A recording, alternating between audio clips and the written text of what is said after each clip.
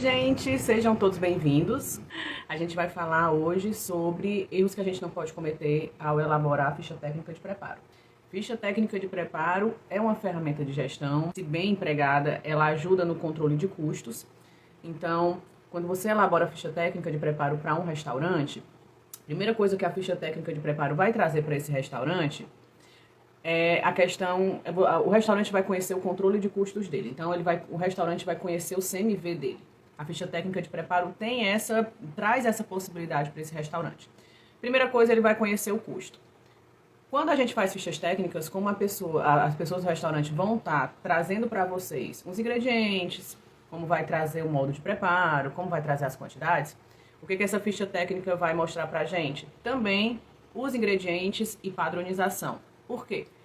Porque como vai mostrar para vocês os ingredientes com as quantidades, de toda forma você vai documentar esse padrão do restaurante. O outro ponto que quando eu falo da importância de fichas técnicas ser uma importância de controle de gestão, é porque a partir do momento que você entrega uma ficha técnica para o restaurante, o estabelecimento ele vai ter noção do CMV. Por muitas vezes, eu faço ficha técnica de preparo e quando eu entrego essa ficha técnica para o proprietário ele vai observar essa ficha técnica e vai dizer: será que tá bom eu ter determinado produto? Será que tá bacana eu trabalhar com esse determinado tipo de prato? Então, quando a gente fala em ficha técnica com controle de gestão, é porque como a ficha técnica me traz esse custo, eu vou conseguir mostrar para esse proprietário que determinado prato não devia estar no cardápio dele, porque determinado prato não vai dar lucro. Então, isso é que eu chamo de controle de gestão. A primeira coisa é conhecer custos e a segunda coisa é, a partir desse custo, o proprietário fazer essa tomada de decisão. Como a ficha técnica é algo muito importante para o restaurante, então como a ficha técnica é uma ferramenta de gestão, ferramenta de tomada de decisão, como a ficha técnica é muito importante para o restaurante, o que acontece? A gente não pode errar quando a gente vai elaborar a ficha técnica de preparo. Não pode, de jeito nenhum. Então, existem alguns erros que nós não podemos cometer quando nós estamos fazendo ficha técnica de preparo, porque se nós errarmos, consequentemente, vai respingar no restaurante esse erro e o proprietário vai ter tomadas de decisão inadequadas. Então, a gente precisa fazer de forma consciente a ficha técnica de preparo dentro de um restaurante. Então, você está sendo chamada para consultor em serviço de alimentação. Para elaborar a ficha técnica de preparo, você tem que ter muita consciência se você tem noção de como elaborar a ficha técnica de preparo. Se você não tiver noção de como elaborar a ficha técnica de preparo, você deve primeiro buscar conhecimento técnico, buscar cursos na área para você elaborar uma ficha técnica de preparo consciente, porque essa ficha técnica de preparo, como eu falei para você, vai ser um documento de tomada de decisão. A gente vai começar a abordar a questão de erros, então o primeiro erro que a gente não pode cometer é o seguinte: é elaborar fichas técnicas de preparo sem pesos. Então, toda vez que você for chamada para elaborar a ficha técnica de preparo de um serviço de alimentação, dá para ser feito de forma remota? Dá para ser feito de forma remota, ok. Mesmo sendo feito de forma remota, ou mesmo sendo você que está fazendo a ficha técnica de preparo, indo até o estabelecimento, fazendo as fichas técnicas, todos os dados dos pesos desses produtos que fazem parte dos pratos, eles têm que ser pesados. Por quê? Porque muitas vezes os proprietários que fazem a ficha técnica junto com você, ou então os chefes de cozinha, auxiliares de cozinha, quando a gente vai pegar os dados da ficha técnica de preparo, o que esses colaboradores dão pra gente? Eles dão medidas caseiras. A gente usa aqui uma xícara de farinha de trigo, eu uso uma colher de fermento, eu uso uma pitada de sal e eu uso um fio de azeite. Não é assim. Não é assim que se faz fichas técnicas. Eu não consigo calcular nada, absolutamente nada, com os dados de uma xícara, de uma colher, de uma pitada ou de um fio. Não dá. Impossível. Então, quando eu vou calcular a ficha técnica, eu tenho que saber quantos gramas dá uma xícara de farinha. Quantos gramas dá uma xícara de determinada... Pensei em farinha, mas enfim, a gente usa mais a xícara de farinha, né? Quantos ml você utiliza de azeite? Quantos ml você utiliza de óleo de soja, de óleo de canola? Quantos ml? Quantos gramas? Você não consegue calcular absolutamente nada numa ficha técnica utilizando medidas caseiras. E eu não entendo como é que uma pessoa pensa, né? Como é que um gestor ou um chefe de cozinha pensa que vai fazer as fichas técnicas com esses dados. Eu sei que a ficha técnica, que é aquele receituário que a gente dá para o pessoal da cozinha, pode conter sim a medida caseira desses pratos. Você pode sim ofertar um receituário, que o pessoal chama alguns de ficha técnica operacional, para mim é um receituário. Você pode dar o receituário que você entrega para o seu cozinheiro, você pode colocar os valores em medida caseira. Tranquilamente você pode colocar os valores em medida caseira para fazer determinada receita. Tranquilo. Isso é pro operacional. Mas o que eu tô falando para vocês, o que a gente está comentando em fichas técnicas, que é a ficha técnica que nos dá padrão, que nos dá custo, que é o CMV, que faz com que a gente consiga tomar decisão, consiga ver a questão de lucro, é a ficha técnica gerencial. E para eu fazer a elaboração da ficha técnica gerencial, eu preciso que o proprietário, o cozinheiro ou quem for que vai me dar dados, ou até mesmo se eu for fazer, pesar, tem que ter peso. Não se faz fichas técnicas com medidas caseiras. Como é que eu vou colocar na minha ficha técnica? Ah, farinha usa 1 xícara. O custo da farinha é R$4. R$4 o quilo. E aí, como é que eu faço o custo se você está me dando 1 xícara? Quanto é 1 xícara? Né? Então, você tem que ter ciência que para eu fazer a ficha técnica, você tem que me dar pesos. Se você que é consultor, vai começar a fazer consultoria em ficha técnica, vai fazer uma consultoria e imagina que aquele local não tem balança, compra uma balança. Essas balanças pequenas de precisão, elas são tão baratas e elas são necessárias para você fazer a ficha técnica dos seus produtos. Como alguns produtos, algumas preparações a gente utiliza pouco, às vezes algumas folhas de manjericão, de rúcula, alguns produtos que são de gramaturas poucas, como sal, orégano, essas coisas, daí você pode utilizar uma balança, essa balança de precisão pequena que você consegue comprar nessas empresas, tranquilamente você consegue utilizar essa balança para você fazer a sua consultoria em serviço de alimentação. Não adianta você utilizar unidade de medidas, né, unidades caseiras.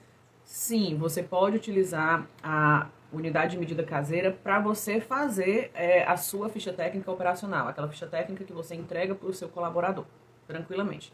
Mas você não consegue fazer a ficha técnica gerencial, a ficha técnica de cálculo e padronização com medidas caseiras. Então, é o erro, você não pode estar fazendo isso de forma alguma. Outro erro que você não pode cometer ao elaborar a ficha técnica é o seguinte, você não pode utilizar valores, como valor de fator de cocção, de fator de correção, os valores da literatura. Então, não adianta você estar fazendo determinada preparação, por exemplo, carne com patinho, uma preparação com patinho, e você não saber o fator de correção dessa carne.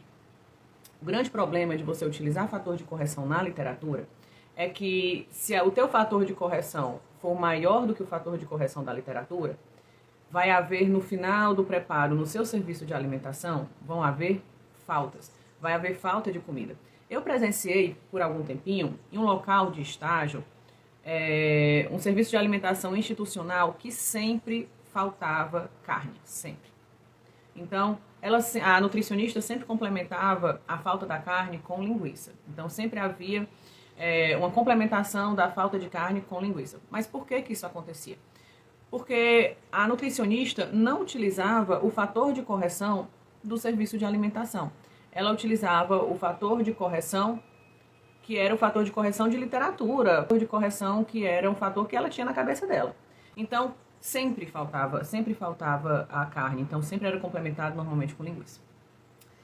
Se você utilizar um fator de correção, que é muito menor do que... Se você utilizar o fator de correção da literatura, que é muito menor do que o seu, o que vai acontecer é que pode haver também sobras. Então, vai haver sempre ou perdas ou excessos de alimentos quando você utiliza o fator de correção da literatura. É certo que se você está sendo contratada para fazer fichas técnicas, se você está sendo contratado pelo serviço de alimentação, para fazer uma ficha técnica fidedigna, para que essa ficha técnica seja uma ficha técnica que vai trazer os dados corretos para o serviço de alimentação de custos de CMV, você tem que ir atrás do fator de correção de todos os produtos que é utilizado no serviço de alimentação, principalmente as proteínas. Proteínas, elas têm custos muito altos. Então, eu não posso estar pensando, imaginando ou utilizando de literatura quanto é o fator de correção de determinado produto. Você não pode estar fazendo esse tipo de coisa.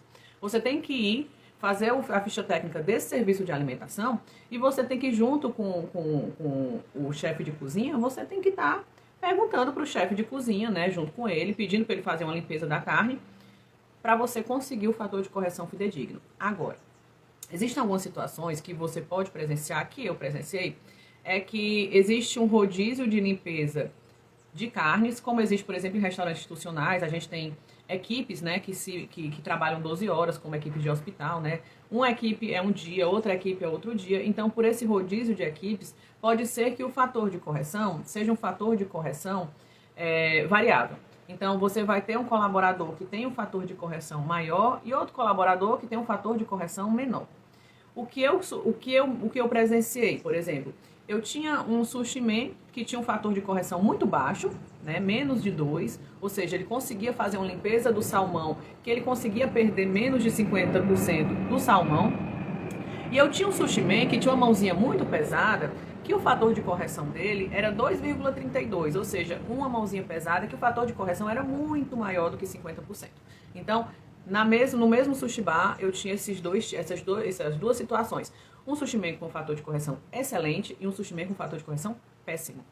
Como é que eu fiz? Eu fiz a ficha técnica com o sushi man com o fator de correção péssimo. Aí você pode dizer, Irene, por que você não colocou a média? Por que você colocou o fator de correção do sushi man com a mãozinha mais pesada? Porque eu gosto de fazer fichas técnicas com uma perspectiva mais pessimista para o proprietário. Eu gosto de colocar o fator de correção mais alto. Eu gosto se houver fator de cocção, eu gosto de colocar o produto com o pior fator de cocção, se ele utilizar mais de um produto. Porque se a ficha técnica desse essa perspectiva negativa, se o proprietário conseguir elaborar um preço de venda com o CMV, com a ficha técnica, com aquele custo, que é o custo mais alto, por conta do fator de correção mais alto, eu acho que quando o sushi man, que tem uma mãozinha mais leve, que tem um fator de correção menor, for cortar o sushi, a venda daquele dia vai ser mais lucrativa.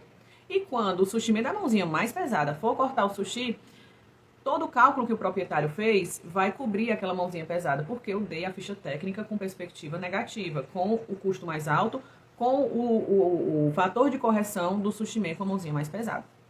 Então, eu sempre pego a perspectiva, eu não pego média, eu pego a perspectiva mais negativa. Esse é meu ponto essa é a minha visão para fazer fichas técnicas. Eu pego a perspectiva negativa, eu pego o pior fator de correção, o pior fator de cocção, e eu pego, quando eu vou fazer as fichas técnicas de quantidade, aquela pessoa que tem a mãozinha mais pesada. Quando eu fui fazer a ficha técnica do restaurante que eu trabalhava, 40 horas, o que aconteceu? Faziam fichas técnicas duas pessoas, o chefe de cozinha e os auxiliares. O chefe de cozinha, ele tinha uma mão mais comedida, uma mãozinha mais segura, as quantidades dele eram quantidades mais tranquilas. Mas nem sempre o chefe de cozinha, que é muito mais consciente, né, ele tem tempo de estar fazendo os pratos, né? Então, na grande maioria das vezes, quem fazia os pratos que saíam para o restaurante era a auxiliar dele. Então, a auxiliar dele, ela era uma graça. A auxiliar dele, ela tinha uma mão pesada. Então, as quantidades que o nonato fazia, a Luzia fazia uns 20% mais pesados, mas, né, assim, tinha uma mãozinha muito mais pesada. Eu optei por fazer as fichas técnicas com as gramaturas da Luzia, porque ela tinha uma mão pesada, e em 80% das vezes, quem ia fazer o prato ia ser a Luzia, não o nonato. Mesmo as duas vezes, mesmo eles dois se revezando no preparo dos pratos, a grande maioria das vezes quem ia fazer é a Luzia. Então, eu optei pelas quantidades e pelas gramaturas da Luzia, certo? Você tem que pegar essas... Veja que desde que eu comecei a falar de fichas técnicas, eu falei na questão de utilizar as gramaturas de forma fidedigna. Então, não adianta você colocar medidas caseiras, não adianta... eu utilizo uma batata P, eu utilizo uma batata M, uma batata G. Não, você vai pesar as batatas. Você vai pesar os vegetais, você vai pesar tudo que é utilizado para fazer fichas técnicas. Então, você vai utilizar pesos para fazer as suas fichas técnicas e também você não vai utilizar medidas caseiras e você vai utilizar fatores de correção, que são os fatores de correção de literatura. Ou fator de correção fidedigno, não fator de correção da literatura. vai ocorrer que, se você utilizar fatores de correção de literatura, você pode ter excesso de comida ou você pode ter falta de comida. Eu já presenciei por muitas vezes, muitas, em restaurante institucional, falta de comida. Muitas. E para cereais, eu presenciei excessos de comida. Então, se você trabalha em restaurante institucional, você sabe que um dos praxes é você pesar os produtos prontos. Se você não pesa, você está fazendo errado. Você está trabalhando errado no seu restaurante institucional. Especialmente self-service, essas coisas todas. Você está trabalhando errado. Então, nesses restaurantes, a gente sabe, como a gente pesa o produto após o cozimento, tranquilamente você consegue o fator de cocção do seu arroz, do seu feijão, do seu macarrão, do seu cuscuz, você consegue. Restaurante institucional, você tem que pesar, restaurantes UAM mesmo. Se você trabalha, você tem que pesar seus produtos pós-cozidos, pós-coccionados. Outro erro que eu nem estava pensando em falar e vou fazer. Não pesar em restaurantes como UANs, produtos já prontos, já coccionados, é um erro. Você tem que pesar tudo. Tem que pesar tudo. Porque você vai conseguir, no restaurante que você trabalha, você vai conseguir o seu fator de cocção. Você sabe que você que trabalha em restaurante institucional, você que trabalha em UAN, você sabe que você precisa dos seus fatores. E dessa forma, pesando tudo que é coccionado, tudo que é cozido, você vai ter o seu fator de cocção. Se você não tiver o fator de cocção dos seus produtos, você vai ter excessos ou faltas. Exemplo. No restaurante que eu tenho estagiárias, né, o restaurante que a gente faz estágios, tem muito excesso de arroz, muito. É um excesso de arroz muito bizarro, sabe? Então, qual foi o grande problema? Não há o cálculo do fator de cocção do arroz. A proprietária pensava que o arroz tinha um fator de cocção baixo. Por isso que ela colocava tanto arroz cru para ser coccionado, para ser posto no self-service. Ela pensava que devia ser um fator 2,3. E até um fator de cocção baixo para arroz. Mas, na verdade, o arroz tinha um fator de cocção alto, um fator de cocção 2,7, era alto até. E aí, quando fazia a liberação do arroz e havia a cocção, o arroz aumentava 2,7 vezes. E a proprietária pensava que era 2,3 vezes, fator de cocção baixo, mas era, na verdade, fator de cocção alto. Excesso de arroz, excesso de sobras. Na verdade, que bom para ela excesso de sobras limpas, né? Porque ficava em pass-through. Mas, de toda forma, é uma sobra. A gente não pode trabalhar com sobra em serviço de alimentação. Então, não fique imaginando quanto é o fator de cocção da sua carne. Não fique imaginando quanto é o fator de cocção do seu arroz, do seu feijão. Pegue 1 quilo desse produto. Cozinhe esse produto. Peça para o seu cozinheiro cozinhar. Cozinhe esse produto e pese pós-coccionado. E veja quantas vezes esse arroz cresce. Quantas vezes esse feijão cresce. Quantas vezes essa carne diminui. Então, vá atrás dos seus fatores de cocção. Quando eu trabalhei em um serviço de alimentação institucional, que a gente tinha 500 refeições, o proprietário estava o tempo todo comprando arroz de várias marcas, né? E eu falei assim, não, vamos fazer o seguinte, quais as marcas que você trabalha? Eu trabalho com 4 marcas. Então, me traz essas 4 marcas, eu vou cozinhar 1 quilo de cada arroz, e aí a gente vai ver o rendimento de cada arroz. E aí vai fazer aquela relação custos-rendimento. Bem, o melhor arroz, a gente fica comprando sempre esse melhor arroz. Não vamos ficar brincando de fazer troca de marca. Vamos manter o padrão, vamos ver qual vai ser o nosso arroz, pra gente só ficar comprando dele. Muito bem. Me trouxe 4 marcas, eu acho que ele trouxe até 5 marcas. Me trouxe 5 marcas, fiz o cozimento das 5 marcas, e aí a gente fez a relação rendimento-preço, né? E eu peguei até os preços de promoção pra ele não ficar dizendo, eu peguei porque isso aqui tava de super promoção, enfim. Realmente, os arrozes que tinham preço menor, né, preço mais barato, era de uma qualidade um pouco mais inferior, esse arroz não rendia. E o arroz que era de uma qualidade mais alta, ele rendia mais, mas por ele render mais e ser um pouquinho mais caro, ele se tornava mais barato que o arroz barato. Então, provando de forma matemática, a gente conseguiu fazer com que esse proprietário não comprasse mais o arroz que ele achava mais barato, porque ele não rendia. Mas era aquela história de barato que sai caro, e ele começou a comprar só a marca mais cara, mas por render muito, ele se tornava mais barato. É interessante você ter esse tipo de astúcia e conversar com o proprietário, porque assim você consegue padronizar. Padronizar o serviço de alimentação também é padronizar ficha técnica. Se sempre você vai utilizar o creme de leite em lata, você sempre tem que utilizar o creme de leite em lata. Se você sempre vai utilizar aquele arroz, tenha certeza que o padrão que o seu cliente vai ficar acostumado vai ser daquele arroz, com aquele sabor, com aquela textura. Então, um jeito certo da sua ficha técnica também não ter erro é você padronizar marcas. Padronize marcas. Tenha certeza que o teu cliente sabe quando você não utiliza um creme de leite em lata e utiliza um creme de leite em caixa de marca inferior. Tenha certeza. Padronizar suas fichas técnicas também é padronizar marca e qualidade. Eu já perdi muita venda. No restaurante que eu trabalhei, a gente teve uma queda de venda, queda absurda de venda. No final a gente foi atrás para saber por que essa queda aconteceu.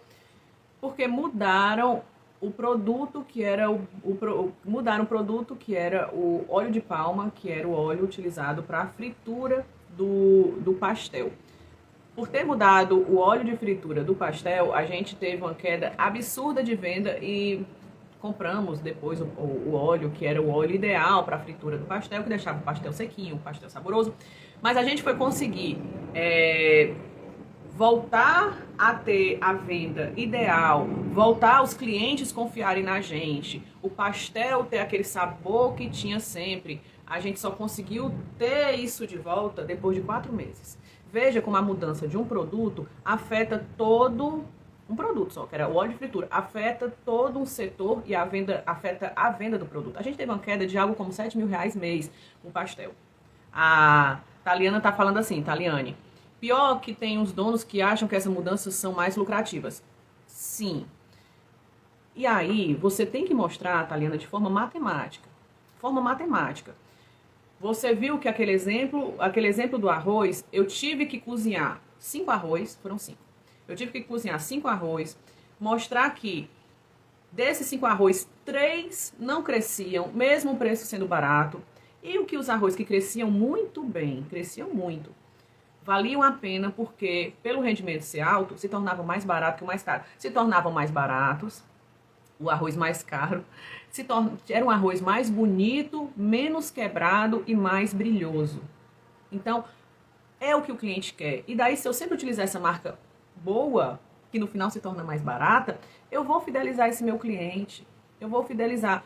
É isso que acontece, é isso que a gente tem que mostrar pro proprietário. Não adianta nunca você tentar bater boca, dizer que não vale a pena. Mostre de forma matemática, mostre como vale a pena. Outro exemplo que eu tenho para te dizer é o seguinte, tem 2 na verdade, filé mignon. O filé mignon é um produto que ele é muito acessível.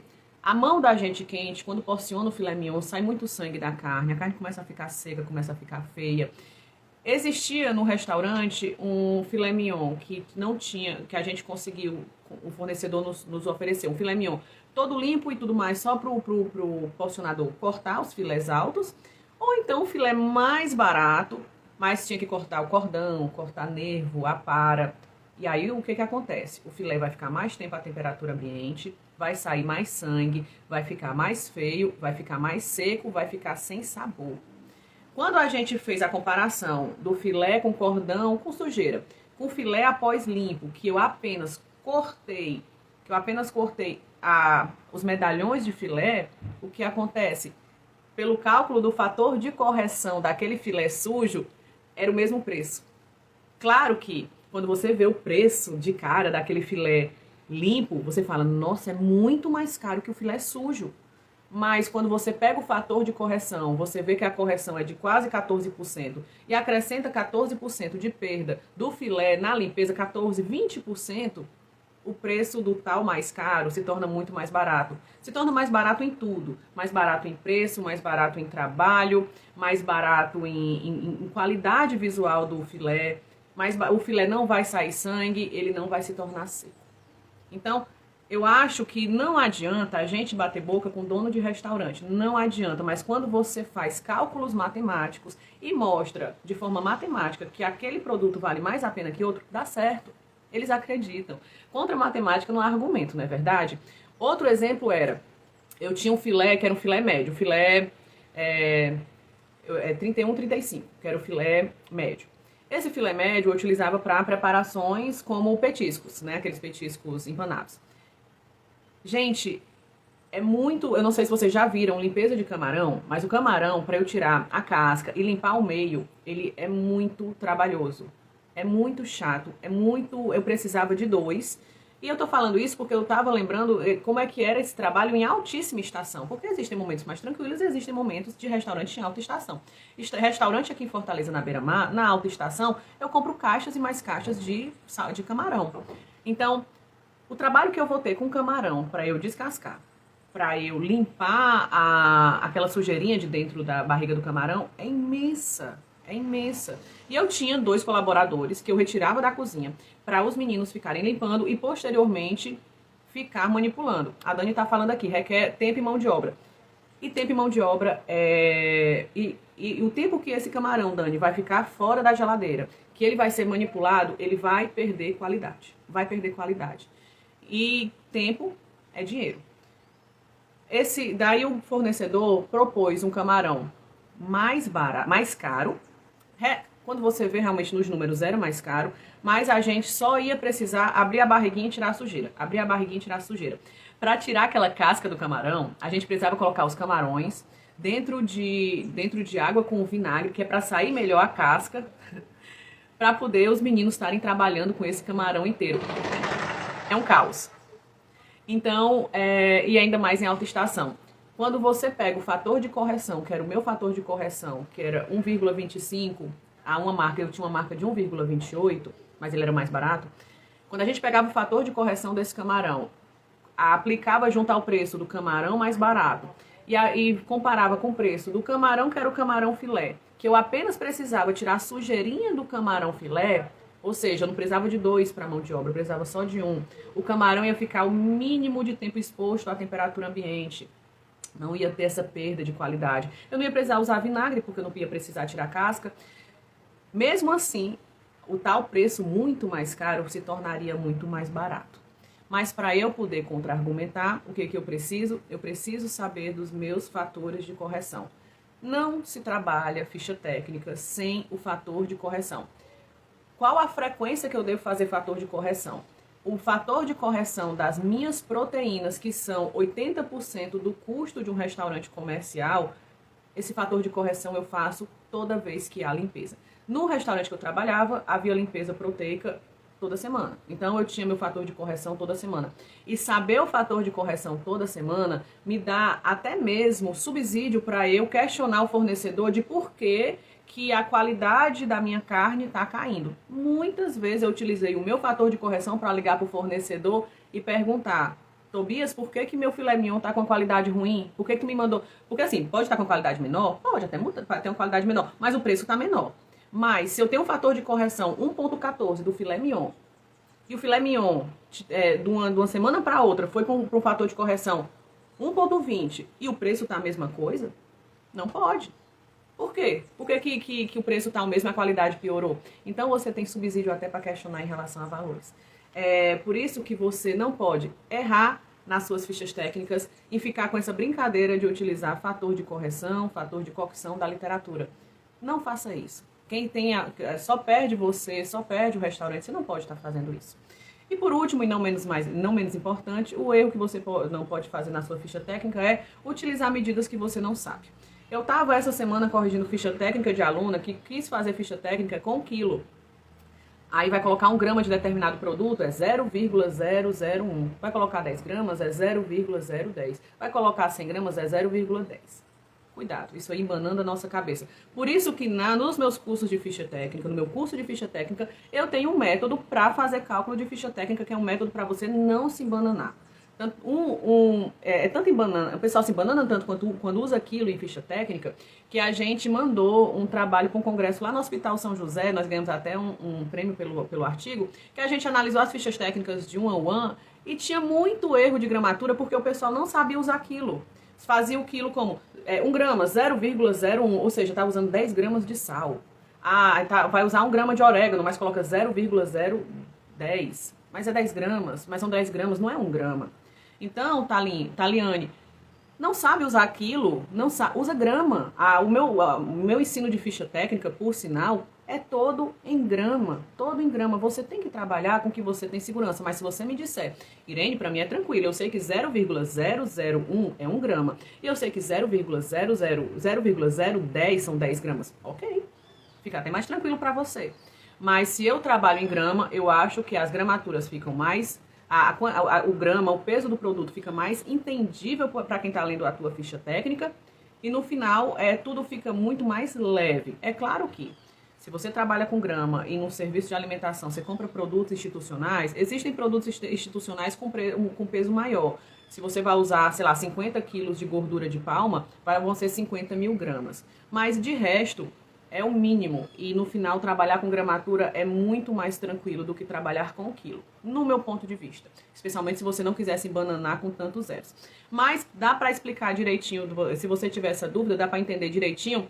E sugiro até que vocês vejam no link na minha bio que esse curso de ficha técnica, com o meu método exclusivo de cálculo de ficha técnica, que é um método exclusivo de cálculo linear, para você entender ficha técnica, para ter um pensamento linear para chegar ao custo, esse curso está de promoção e tem um linkzinho na minha bio, para vocês não errarem fichas técnicas, porque ficha técnica não é aceitável erro. Ficha técnica é um documento de tomada de decisão, é um documento necessário para a gestão de restaurantes e você não pode estar entregando para o proprietário um documento errado, de jeito algum, tá certo?